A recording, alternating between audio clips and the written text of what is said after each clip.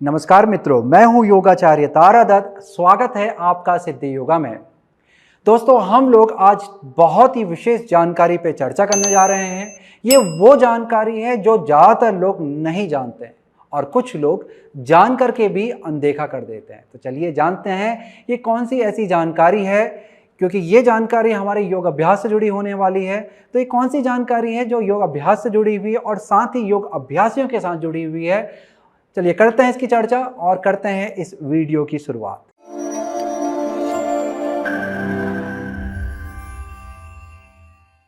फिर से आपका स्वागत है हमारी आज की इस विशेष चर्चा पर।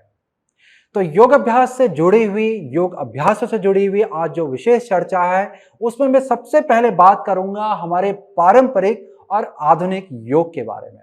देखिए, मैं भी एक योग प्रशिक्षक हूं, साथ ही साथ मैं एक योग करने वाला व्यक्ति भी हूं, यानी कि एक योग अभ्यासी भी हूं। तो इन चीज़ों को हम लोगों ने, जैसे कि मैंने अपने बचपन में जब शुरुआत की थी वो समय अलग था और अभी का समय अलग है। किस तरह से हम लोग योग सीख रहे हैं, सिखा रहे हैं, चीज़ें बहुत सारी बदल गई हैं। तो यदि हम लोग पारंपरिक जो हमारी योग की प्रणाली थी उसकी ओर झांकेंगे, जानेंगे, तो पहले के समय में क्या होता था कि जो योग अभ्यासी है वो अपने गुरु के सानिध्य में 12 साल तक वो योग की तपस्या करता था, योग साधना करता था, योग सीखता था। उसके बाद उनके गुरु उसे गुरु दीक्षा देते थे और उसे गद्दी सौंपते थे, यानी कि उसे उत्तराधिकारी बनाते थे, कह सकते हैं आप, या फिर उसको इतना तैयार कर देते थे कि उसके बाद वही व्यक्ति आगे जाकर के उस ज्ञान को जो उसने अपने गुरु से सीखा है वो उसे औरों के साथ बांटता था, यानी कि वो एक प्रशिक्षक बन जाता था। परंतु आज की ये प्रणाली में, आधुनिक प्रणाली में इतना सब नहीं रह गया और ना ही इतना किसी के पास समय है। ये सिर्फ 1 महीने में आप योग प्रशिक्षक बन सकते हैं और कुछ लोग तो वीडियो देख करके ही योग प्रशिक्षक बन जाते हैं, जिन्होंने कोई भी सर्टिफिकेट, डिग्री या कुछ भी उनके पास नहीं है, ना ही किसी गुरु के सानिध्य में ढंग से सीखा है। सिर्फ वीडियो देख करके ही वो लोग प्रशिक्षक हो गए। क्यों? क्योंकि उनका शरीर लचीला हो गया है, पैरों को खोल सकते हैं, पीठ को मोड़ सकते हैं, आगे झुक सकते हैं, पीछे झुक सकते हैं, हाथों पे संतुलन बना सकते हैं। वो योग प्रशिक्षक बन चुके हैं और शब्दों को अच्छे से बोल सकते हैं। तो आपके अंदर स्वयं से ये प्रश्न होना चाहिए कि क्या ये लोग वास्तव में प्रशिक्षक हैं? तो सबसे पहली चीज, यदि यही प्रशिक्षक, जिसने प्रशिक्षण ही नहीं लिया है और वो प्रशिक्षक हो, तो योग में त्रुटियां तो आएंगी ही आएंगी, इसके दुष्परिणाम तो आएंगे ही आएंगे, क्योंकि योग की जो सही विद्या है वो आपको नहीं मिल पाएगी। जो योग की सही विद्या है, यदि आप सुनने वाले प्रशिक्षक हैं तो आप सही विद्या को आगे नहीं बढ़ा पाएंगे। इसीलिए दोस्तों, आपको सही सानिध्य में, किसी सही गुरु के सानिध्य में आपको योग का प्रशिक्षण लेना चाहिए। अब चाहे आप यूनिवर्सिटी में जाकर के लें, किसी इंस्टीट्यूट में जाकर के लें, या फिर किसी आश्रम में जाकर के किसी गुरु के सानिध्य में लें, परंतु सही प्रशिक्षण जरूर लें। और उन लोगों के लिए जो नए अभ्यर्थी हैं या योग में नए हैं और योग को जानना चाहते हैं, सीखना चाहते हैं, उनके लिए मैं ये कहना चाहूंगा कि सही प्रशिक्षक को ढूंढें, जिसने किसी गुरु के सानिध्य में कुछ वर्षों तक योग का तप किया हुआ है, ना कि शरीर को खोला हुआ है, योग को अच्छे से जाना है, जीवन में अनुभव किया हुआ है। क्योंकि पौराणिक जो परंपरा है योग की, वो सिर्फ आसनों तक सीमित नहीं रहती है। उसकी शुरुआत यम नियम से होती है, संयम से होती है, मन को साधने से होती है, ना कि शरीर को तोड़ने से, खोलने से होती है। तो ये चीज है जिस पर ज्यादातर लोग पर्दा डाल देते हैं, और या फिर बहुत सारे लोग इस चीज को जानते ही नहीं है कि योग ऐसा भी है। तो ये थी मेरी पहली चर्चा। अब इसी चर्चा को मैं आगे बढ़ाते हुए अब आपको आगे की जानकारी की ओर लेके चलता हूं। देखिए, योग जो है वो एक सीढ़ी की तरह है जो आपको आपके जीवन की ऊंचाइयों की ओर लेके जाता है।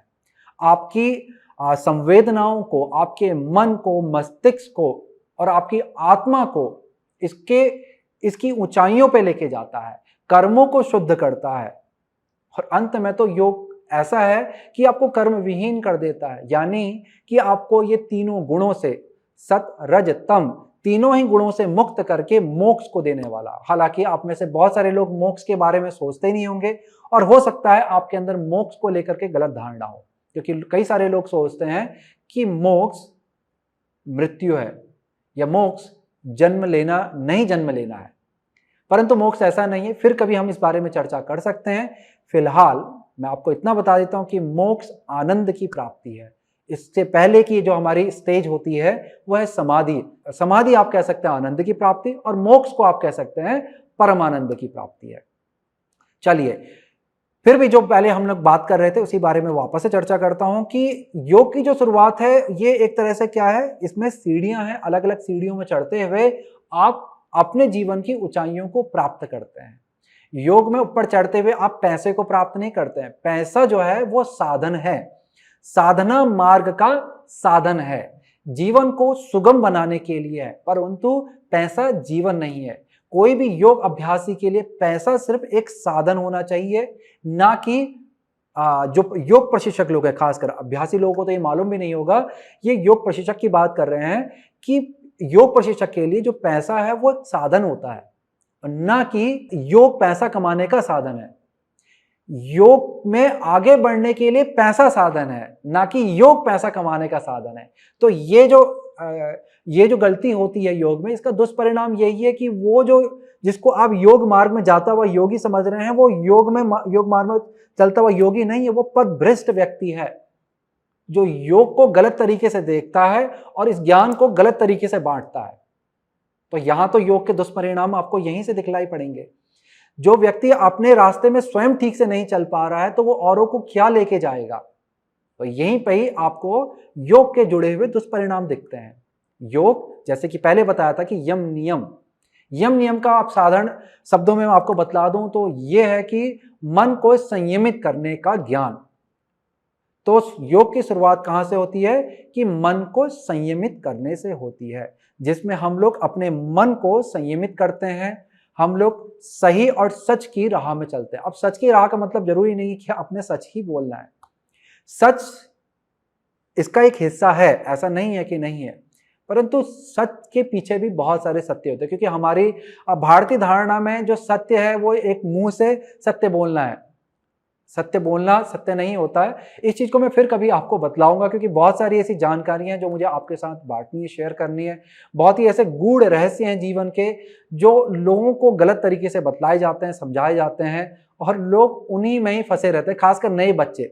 क्योंकि जो बड़े लोग हैं, बुजुर्ग व्यक्ति हैं, उन लोगों को तो उस ज्ञान की छाप पड़ जाती है, तो सही ज्ञान कहाँ से दिखेगा, क्योंकि एक ही छाप चलती है और वही छाप जीवन भर बनी रहती है। परंतु नए बच्चों पर ये बड़ा प्रश्न होता है कि माँ बाप बोलते हैं कि बेटा झूठ नहीं बोलना, और स्वयं से कई बार झूठ बोल देते हैं। फिर ऐसे बोलते हैं कि कुछ झूठ ऐसे होते हैं जो जरूरी होते हैं। ऐसे में बच्चा क्या हो जाता है, कंफ्यूज हो जाता है, उसे समझ में नहीं आता कि जीवन को कैसे जीना है। तो ऐसे ही सच झूठ का बहुत सारे खेल हैं जो आपको आगे जाकर के मैं कभी बतलाऊंगा। फिलहाल ये है कि मन को संयमित करने का जो ज्ञान है वो योग है। तभी तो योग का मतलब क्या है, जुड़ना, और वियोग क्या है, टूटना। योग का विपरीत क्या होता है, वियोग। और क्या टूट रहा है यहाँ पर, आपका जो जुड़ाव है अपने अंतकरण से वो टूट जाता है। क्यों टूटता है, क्योंकि आपका ध्यान हमेशा बहिर्गामी रहता है, नई चीजों को खरीदने के लिए रहता, अलग अलग तरह के आकर्षण में उलझा रहता है, सुख दुख में उलझा रहता है, और वो अपने आप को कभी देख ही नहीं पाता है, अपने महत्व को कभी समझ नहीं पाता है, खुद की वैल्यू को समझ नहीं पाता है, स्वयं से प्रेम नहीं कर पाता है। वो अपने आप के लिए नहीं जीता है, उन 4 लोगों के लिए जीता है जो क्या कहेंगे कि मगर ऐसा करूंगा, अगर मैं अच्छा पहनूंगा, मैं अच्छा दिखूंगा तो 4 लोग मुझे अच्छा बोलेंगे, मैंने खराब किया, खराब दिखूंगा तो मुझे खराब बोलेंगे। लोगों की धारणा वहीं तक रहती है, परंतु एक योग अभ्यास यहीं से ही शुरुआत करता है अपने जीवन की। इन 4 लोगों की धारणाओं से परे अपने अंतकरण की ओर झांकता है, स्वयं को वो महत्व देता है, वैल्यू देता है, स्वयं से वो प्रेम करना सीखता है। यहां से योग की शुरुआत होती है, खुद को जानने से होती है। आसन तो इस योग की बड़ी प्रणाली का एक छोटा सा हिस्सा है, इसीलिए मैं आपको तोड़ तोड़ करके हर चीज का ज्ञान देने का इस वीडियो के माध्यम से प्रयास कर रहा हूं। तो योग की जो पारंपरिक जो शुरुआत होती है वो होती है मन को संयमित करने के लिए। और आप में से बहुत सारे लोगों ने आजकल देखा होगा कि योग अभ्यास करने वाले हैं उनके ही मन संयमित नहीं होते हैं, क्योंकि जिस प्रशिक्षक से वो प्रशिक्षण ले रहे हैं या जिस तरह से वो अपने आप को प्रशिक्षण दे रहे हैं वो सही नहीं है। इसीलिए ही तो मन बिगड़ता जा रहा है। योग करने वाले बाहर की चीजों के प्रति ज्यादा उनकी लालसा रहती है। आजकल तो yoga clothing, yoga bag, yoga shoes, yoga pants, yoga shirt, इन चीजों को ही देख देख करके उलझे रहते हैं। हर दिन सोशल मीडिया चलाते हैं, नई नई चीजें देखते हैं और हर दिन ये प्लान करते हैं कि आज मुझे कौन सी साइट से क्या नया खरीदना है, कपड़े खरीदने, ये खरीदने, वो खरीदने, ताकि मैं और ये कह सकूं आई एम योगी, कि मैं योगी हूं। कपड़ों से क्या कोई योगी हो सकता है? ये सामान्य सा प्रश्न है। कहीं पर लिखने से क्या कोई योगी हो सकता है? योगी व्यक्ति स्वयं के लिए होता है, कहीं किसी को बताने के लिए या कहने के लिए नहीं होता है। अगर मैं अपने आप को कहता हूं कि मैं एक योगी हूं, तो वो जो योगी शब्द है वो मुझको स्वयं को याद दिलाने के लिए है कि मैं एक योगी हूं, मैं सामान्य व्यक्ति नहीं हूं।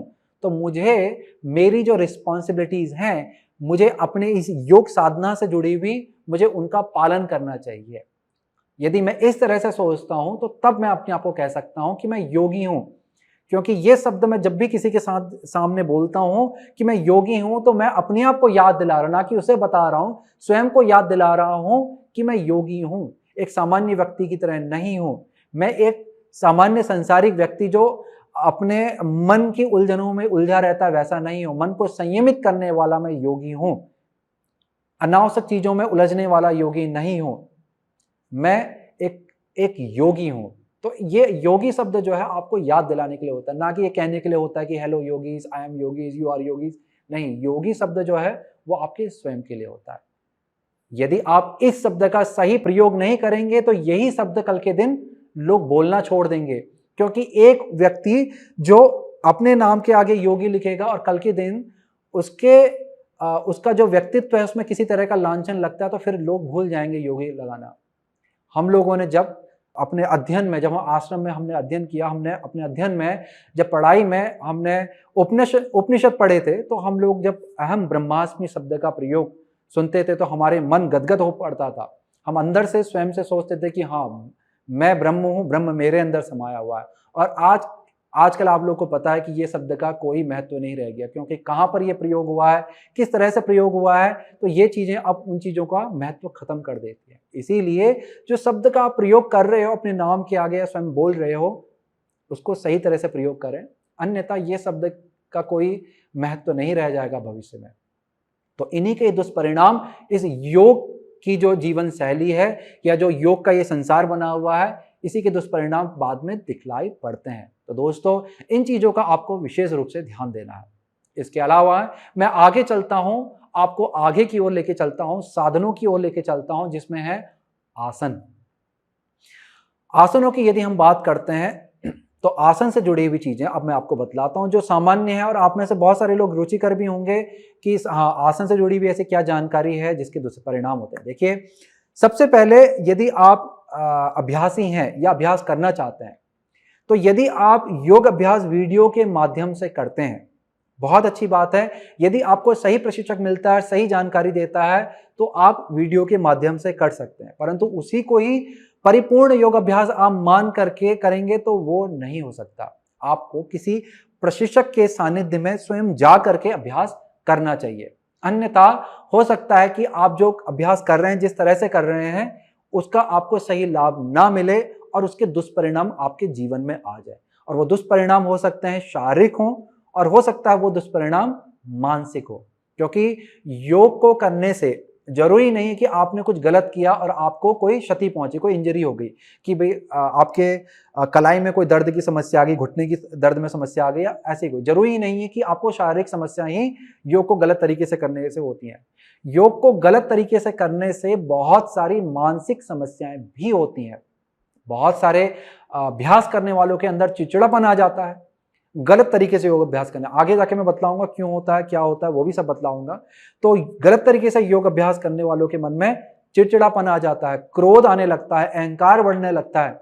बहुत सारे ऐसे अभ्यासी हैं जो बहुत शरीर को बिल्कुल खोल देते हैं, तोड़ मरोड़ सब देते हैं, अच्छा अभ्यास करते हैं, आसनों में आप उन्हें अच्छे अभ्यासी कह सकते हैं। तो यदि आप उनकी आम जीवन में यदि आप झांकेंगे तो आपको व्यक्तित्व ही कुछ और दिखाई देगा।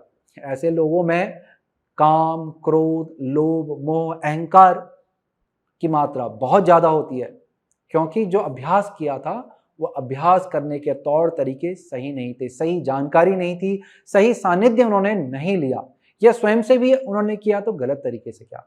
वैसे तो कोई भी प्रशिक्षक अपनी तरफ से प्रयास करता है कि वो अपने जो उसका शिष्य है उसे वो जितना हो सके अच्छे से अच्छा बनाए, अपने से बेहतर बनाए।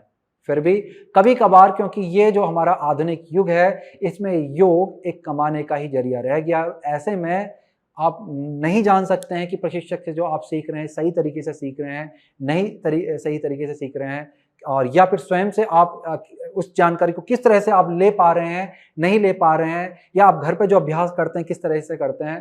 तो इन्हीं सभी चीजों के परिणाम स्वरूप आपको अंत में कुछ दुष्परिणाम देखने के लिए मिल जाता, और ये मानसिक दुष्परिणाम है जो योग में आजकल ज्यादातर लोगों में देखने के लिए मिलते हैं। आप में से बहुत सारे लोगों ने आसपास, मेरी बात बताते ही आप लोगों के समझ में आ गया होगा, आप लोगों ने बहुत सारे लोगों को आसपास ऐसे देखा होगा। तो इस चीज का आपको विशेष ध्यान रखना है। जब भी आप आसन का अभ्यास कर रहे हो, हर आसन को सही तरीके से, उसके निर्देशों का सही तरीके से पालन करें। शरीर की बनावट के हिसाब से ही आप योग अभ्यास करें। हर किसी का जो शरीर होता है अलग अलग होता है, और आपके शरीर में किस तरह का विकार है, यानी कि आपके जो बनावट है, कि आपका जो हड्डी का जो स्वरूप है, अंदर से जो ढांचा है, कई बार ऐसा होता है कि हमारा जो मेरुदंड है तिरछा होता है, उठा हुआ होता है, अंदर को धंसा हुआ होता है। तो शरीर की किस तरह की बनावट आपकी बन के आ रही है, उस तरह का आपका अभ्यास बनना चाहिए। तो इस तरह से आपको जानकारी को बांटना चाहिए। तो जब भी आप योग अभ्यास के लिए जाएं, अपने प्रशिक्षक को अपने शरीर के बारे में जरूर बतलाएं, यदि आपको मालूम हो तो। यदि आपको पता नहीं है कि आपका शरीर सही स्वरूप है उसका नहीं है, तब भी अपने प्रशिक्षक को एक बार बोलें कि आप एक बार मेरे शरीर को देख लें, इसका परीक्षण कर लें, इसको डायग्नोज कर लें, और मुझे बताएं कि यदि मेरे शरीर में कोई कमी है और अभ्यास के दौरान मुझे किसी चीज का ध्यान देना है कि नहीं ध्यान देना है। तो ऐसे में क्या होगा कि जब आप अभ्यास कर रहे हो, क्योंकि एक कक्षा में क्या होता है कि 5 विद्यार्थी भी होते हैं, 10 भी होते हैं, 15 भी होते हैं, और यदि आप किसी वीडियो को देख के कर रहे हैं तो आपके साथ में तो कोई भी नहीं है। तो ऐसे में आपको नहीं पता है कि आप सही कर रहे हैं कि नहीं कर रहे हैं, और ना ही प्रशिक्षक के पास इतनी आंखें होती हैं कि एक ही समय में सबको देख ले और सबको ठीक कर दे। तो थोड़ा समय अभ्यास से पूर्व अपने प्रशिक्षक के पास जाकर के दें, उनको उनसे अपना ज्ञान बांटें, उनको बताएं कि भाई मैं ऐसा हूं, जो भी यदि आपको कुछ पता है, नहीं पता है तो उन्हें बोलें कि मेरे शरीर को एक बारी जांच लें, और उसके अनुसार मुझे बताएं कि मुझे क्या करना चाहिए क्या नहीं करना चाहिए। तो अभ्यास से पूर्व आपको अपने शरीर की कमी और आपके शरीर में क्या क्वालिटीज हैं उसके बारे में पता होना चाहिए। तो ये एक विशेष चीज है आसन के अभ्यासियों के लिए। इसके बाद यदि आपके शरीर में कोई कमी निकलती है, चाहे वो आंतरिक हो चाहे वो बाह्य हो, यानी कि शारीरिक रूप में कोई क्षति हो, और या फिर आपके शरीर में अलाइनमेंट है ना, जो शरीर की जो बनावट है वो ठीक ना हो, तो उसके अनुसार, अपने शरीर के अनुसार ही अभ्यास को आप करें। तो अपने प्रशिक्षक से पहले ही इस चीज के बारे में चर्चा जरूर कर लें, तभी आपका अभ्यास आपको सही लाभ देगा और हानि नहीं देगा। अन्यथा होता क्या है कि बहुत सारे लोग, जैसे क्या होता है कि कोहनी कई लोगों की अंदर को इस तरह से मुड़ जाती है, तिरछी। ये बहुत सामान्य है, बहुत सारे लोगों में ये होता है कि वो जब भी हाथ सीधा करते हैं तो कोहनी ऐसे तिरछी होकर के अंदर को चली जाती है, और हाथ ऐसे देखने में सीधे नहीं होते हैं, बहुत तिरछे होते हैं। और ये लोग कभी भी अपने हाथों पे ध्यान नहीं देते हैं। और यदि आप अपने प्रशिक्षक को नहीं बताएंगे अपने शरीर के बारे में, यदि आप नहीं भी जानते हैं, तो अपने प्रशिक्षक से बात करें। तो आप बहुत सारे आसनों में ऐसी गलतियां करते हैं जिससे ये आपके कोहनी में दर्द होने लगता है, अभी नहीं, हो सकता है भविष्य में जाके हो, और या हो सकता है कि इसकी वजह से जो आप यहाँ पर गलती कर रहे हैं इसकी वजह से आपके कलाई में हो सकता है, कंधे में दर्द आ सकता है, मेरुदंड में कुछ ऐसे बदलाव आए जिससे आपके पीठ में दर्द हो सकता है। तो ये जानकारी, अपने शरीर की जानकारी आपको होनी चाहिए। इसके बाद जो भी आप अभ्यास कर रहे हैं उसके बारे में थोड़ी थोड़ी जानकारी जरूर रखें। ऐसा नहीं है कि सिर्फ आपने अपने सुबह उठे, नहाए धोए या बिना नहाए धोए जैसे भी आप अभ्यास में जाते हैं, आप गए, आपने अभ्यास किया, आपको अच्छा लगा, वापस आ गए। नहीं, जो भी आपने अभ्यास किया उससे जुड़ी हुई थोड़ी बहुत चर्चा अपने साथ वाले अभ्यासियों के साथ कीजिए, और अपने प्रशिक्षक से भी प्रश्न पूछिए। साथ में प्रयास कीजिए कि अपने दिनचर्या में थोड़ा समय निकालें ताकि योग से संबंधित पुस्तकों को पढ़ सकें, ताकि आपको और भी अच्छी जानकारी हो। क्योंकि बहुत सारे ऐसे आसन हैं, चाहे प्राणायाम है, ध्यान है, हर चीज में कुछ सावधानियां आपको रखनी पड़ती हैं। तो उन सावधानियों का आपने ध्यान रखना होता है।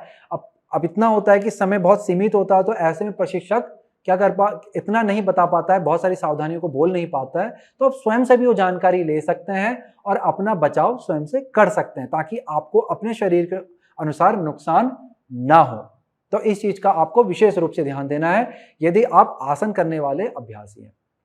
अब मैं जो पहली आपको बात बतलाई थी, उसी बात को अब मैं दोबारा से बतलाता हूं कि कई बार क्या होता है, आजकल तो ज्यादातर देखने के लिए मिलता है कि जो भी बच्चा योग अभ्यास के लिए किसी कक्षा में जाता है, तो वो इंस्पायर कहां से हो रहा है उसको करने के लिए, वो होता है सोशल मीडिया से।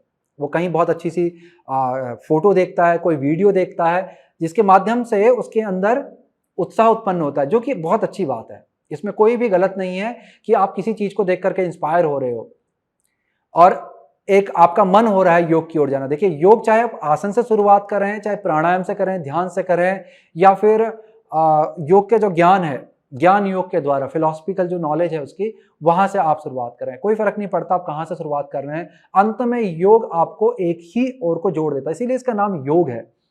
तो आप कहीं से भी शुरुआत कर रहे हैं, बहुत अच्छी बात है कि आप योग में आना चाहते हैं, परंतु ध्यान यहां पर रखना है। देखिए, आपकी डिजायर हुई कि आपने अपने शरीर को खोलना है, लचीला करना है, और आपने भी इसी तरह की अच्छी सी वीडियो या फोटो बना करके आपने डालनी है, नाम कमाना है। बहुत अच्छी बात है, इसमें कुछ भी गलत नहीं है, परंतु ये चीज वहीं तक सीमित रहनी चाहिए जब तक आप कक्षा से बाहर हैं।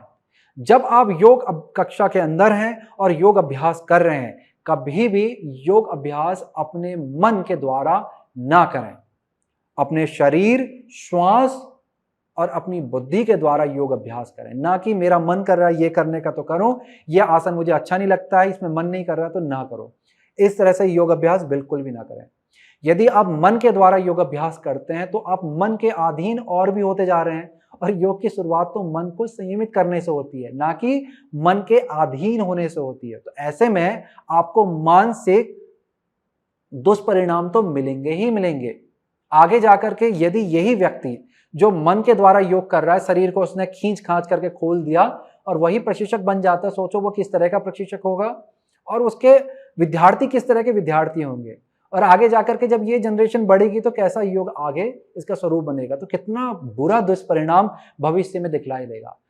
पूरा विश्व भारत से योग सीखना चाहता है, परंतु भारतीय योग सही तरीके से सीखना नहीं चाहते हैं, इसीलिए योग विश्व में ज्यादा फैल रहा है और भारत में लोग योग को सिर्फ रोग को ठीक करने के लिए सीख रहे हैं। उनके लिए योग अपनी गैस को ठीक करने के लिए होता है, उनके लिए योग अपनी डायबिटीज को ठीक करने के लिए होता है, योग हाई बीपी लो बीपी को ठीक करने के लिए हो रहा है, घुटने के दर्द को ठीक करने के लिए हो रहा है, कमर दर्द को ठीक करने के लिए हो रहा है। योग जो है मन को संयमित करने के लिए होता है। यदि आपका मन संयमित होगा तो आप भोजन अच्छा करेंगे, भोजन यदि अच्छा करेंगे आपका पाचन बेहतर रहेगा, पाचन यदि बेहतर रहेगा तो आपको पाचन प्रणाली से संबंधित कोई दिक्कत नहीं आएगी, आपको गैस नहीं होगी, आपको कब्ज नहीं होगी, और पेट से ही सारे विकार उत्पन्न होते हैं। तो आपको गैस नहीं होगी, कब्ज नहीं होगी, आपका पेट साफ रहेगा तो मन साफ रहेगा, मन साफ रहेगा तो हृदय की गति सही रहेगी, हृदय की गति संतुलित रहेगी तो ना तो आपको हाई बीपी होगा ना लो बीपी होगा, ना ही आपको हार्ट की समस्या होगी, ना ही आपका कोलेस्ट्रॉल बढ़ेगा ना घटेगा, ना ही आपको कोई अन्य विकार होगा, जैसे कि आपको ना आपका इंसुलिन बढ़ेगा ना घटेगा, तो आपको डायबिटीज जैसी समस्या नहीं होगी, ना ही आपको कोई मानसिक विकार रहेगा, ना चिंता होगी। तो योग को यदि आप सही तरीके से कर रहे हैं, मन को संयमित करने वाली जो प्रणाली है उसको लेकर के यदि आप योग कर रहे हैं, तो ये आपका पूरा जीवन बदलने वाला है। ना कि ये कोई दवाई है, ना कि ये कोई गोली है कि 4 आसन की और ये ठीक कर लिया आपने। हालांकि हम लोग ऐसे ही सिखाते हैं क्योंकि दुनिया वैसे ही सीखना चाहती है, परंतु इसकी सत्यता यही है कि योग को यदि आप अभ्यास करना चाहते हैं और योग को अपने जीवन में उतारना चाहते हैं, देखिए बहुत अच्छी बात होती है, जैसे कि मैंने आपको पहले बताया कि यदि आप कहीं कुछ भी देख करके इंस्पायर होते हैं तो इसमें कोई गलत नहीं है कि आप कोई सोशल मीडिया या कोई फोटो को देख करके इंस्पायर हो रहे हैं, कोई अच्छे आसन को देख करके आपको लग रहा है कि हाँ मुझे भी योग में आना चाहिए। और या फिर आपने कोई ऐसी वीडियो देख ली जिसमें बोला गया है कि योग कमर दर्द को ठीक करने के लिए, गैस की समस्या को दूर करने के लिए। आप योग किस लिए आए? गैस की समस्या को दूर करने के लिए आए। जब आपकी समस्या दूर हो गई तो आपको अच्छा लगने लगा कि योग एक अच्छी चीज है, तो आप उसे अपनाने लगे। तो जब आप अपना रहे हो तब आपको उसका सही ज्ञान होना जरूरी है। शुरुआत में आप कैसे आते हो योग में वो कोई मायने नहीं रखता है। हर रास्ते अच्छे होते हैं और हर रास्ते बुरे भी हो सकते हैं, परंतु एक अच्छे यौगिक व्यक्ति की दृष्टि से हर चीज आपको सकारात्मक और सही लगनी चाहिए। तो इसीलिए हर रास्ते योग में आने के सही होते हैं। एक बार आप योग में आ गए, योग से आप अच्छे से जुड़ गए, तो सही ज्ञान होना जरूरी होता है, नहीं तो इसके दुष्परिणाम आने लगते हैं। जैसे कि मैं आपको और बतला देता हूं। देखिए, आपका जो शरीर है ये किससे जुड़ा हुआ है? आपके आंतरिक अंगों के साथ जुड़ा हुआ। जो बाह्य शरीर है आपका, जो आपकी मांसपेशियां हैं, हड्डी हैं और आपके रक्त वाहिनियां हैं, वो किसके साथ जुड़ी हुई है? आपके जो अंदर के ऑर्गन्स हैं, जो अंदर के अंग हैं, जैसे कि आपका हृदय है, आपके गुर्दे हैं, आपके फेफड़े हैं, इत्यादि इत्यादि जितने भी अंग हैं, आपकी छोटी आंत, बड़ी आंत वगैरह वगैरह, ये इनके कार्यों की वजह से, अगर ये सही से कार्य कर रही हैं तभी ये ढांचा काम कर रहा है, ये मांसपेशी काम कर रही है। और ये जो आपके अंदर के जो आंतरिक अंग हैं, ज्यादातर ये कौन होते हैं? ये वो अंग हैं जो स्वयं से कार्य करते हैं। आपके जो बाह्य अंग है इनको आप स्वयं से हिला सकते हो, पर आपके हृदय की जो धड़कन है, खाना जो पचाने वाले अंग हैं, वो अपने आप काम कर रहे हैं, यानी कि वो स्वयं से काम करते हैं। पर कोई भी चीज स्वयं से काम नहीं करती है, उस चीज को मैनेज करने वाला, संतुलित करने वाला भी कोई ना कोई होता है। तो आपके शरीर को संतुलित करने वाला कौन है? आपका ब्रेन है। आप स्वयं सामान्य भाषा में उसे बुद्धि कह सकते हैं, मस्तिष्क कह सकते हैं। तो वो आपके आंतरिक प्रणाली को संतुलित कर रहा है और वो आंतरिक प्रणाली आपकी बाह्य प्रणाली को संतुलित कर रही है। और आपके शरीर में जो भी ठंडा गर्म आपको महसूस होता है, इसका जो भी सेंसेशन होता है, दर्द होता है किसी भी तरह का, ये सब कुछ आपका मस्तिष्क ही संतुलित करता है। अब शरीर में आपने कोई भी बदलाव लिया, हाथ उठाया, नीचे किया, ये सारे के सारे जितने भी आपके संदेश हैं, हाथ को उठाना है, नीचे लाना है, ये आपके नाड़ियों के द्वारा, नर्व के द्वारा मस्तिष्क ही इसको क्या कर रहा है? कमांड कर रहा है, संतुलित कर रहा है। अब आपका जो शरीर है, आपसे पहले कौन चला रहा है? आपका मस्तिष्क चला रहा है। वो आपके शरीर के जरूरतों के हिसाब से वो इसको ढालता है, बनाता है, तैयार करता है। अब ऐसे में जब एक नया विद्यार्थी योग सीखने आता है और अपने मन के वश में होकर के बोलता है कि मेरे पाँव खोल दो, मेरी पीठ खोल दो, ये कर दो, वो कर दो, और प्रशिक्षक भी जोर जबरदस्ती से खींचने लगता है, खोलने लगता है, तो ऐसे में क्या होता है कि शरीर जो है आपका वो तो खींचतान करके खुलेगा, पर शरीर को जो पहले व्यवस्थित कर रहा था आपने उससे उसकी कमांड छीन ली। अब आप अपने मन के बस में आकर के शरीर को मस्तिष्क से दूर लेके चले गए। ऐसे में क्या हो जाएगा? शरीर तो लचीला हो जाएगा, परंतु आपका जो है मस्तिष्क जो है वो लचीला नहीं रह जाएगा और मन जो है आपका वो और भी बड़ा होने लग जाएगा और भी वो तरह तरह की नई नई चीजों की ओर उलझने लग जाएगा, जैसे काम, क्रोध, लोभ, मोह। सामान्य भाषा में आपको बोलूं कि अहंकार बढ़ जाएगा, अहंकार के साथ ईर्ष्या भी आएगी, जिसको आप कह सकते हैं कि जेलसी आएगी, और इस तरह के जो हमारे विकार होते हैं, और साथ साथ भय आएगा, कुछ ना पाने का भय, कुछ खो देने का भय। और जब भय नामक विकार आता है ना, ये आपको स्वयं, ये आपको संतुलित रखता है ना, आप इसके द्वारा अपने सामान्य जीवन को संतुलित रख पाते हैं, ना आप अपने लिए अच्छे होते हैं, ना किसी और के लिए अच्छे रह पाते हैं। तो इस तरह के मानसिक बहुत सारे विकार उस अभ्यास करने वाले अभ्यासी के जीवन में आने लगते हैं। तो ये सबसे बड़ा योग का दुष्परिणाम है। और उससे भी बड़ा योग का ये तो है ही है, इससे भी बड़ा योग का दुष्परिणाम है कि लोग योग को आसन तक ही सीमित रखते हैं।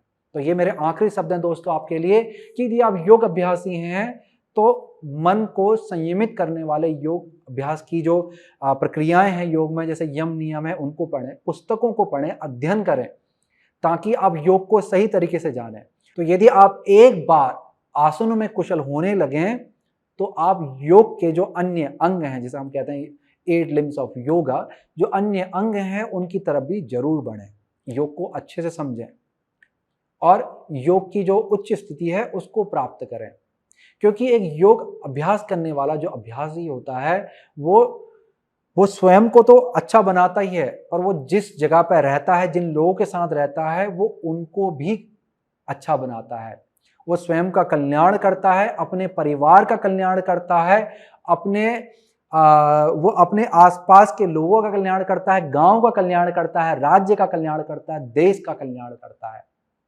और यदि वही योग अभ्यासी गलत तरीके से अभ्यास करे और दुष्परिणामों को लेकर के वो योग को फैलाए, तो सोचिए यही दुष्परिणाम विपरीत हो जाते हैं। वो स्वयं को तो व्यवस्थित नहीं कर पाता है और वही ज्ञान दूसरे को बांटता है, फिर वो बाहर जाता है, फिर बाहर जाता है और फिर योग का स्वरूप ही पूरा बदल जाता है। तो ये सामान्य सा ज्ञान है, हालांकि ये सुनने में बहुत सामान्य है, परंतु बहुत सारे लोग इसे नहीं जानते हैं और कई सारे लोग जान के अनदेखा कर देते हैं। कुछ लोग तो जानबूझ करके इन चीजों में पर्दा डाल देते हैं। तो आशा करता हूं आपको मेरी सारी बातें समझ में आई होगी। मैं चाहता हूं कि आप लोग इसे अच्छे से समझें और इसका लाभ प्राप्त करें। चलिए इसी के साथ करता हूं मैं इस वीडियो की समाप्ति। नमस्कार।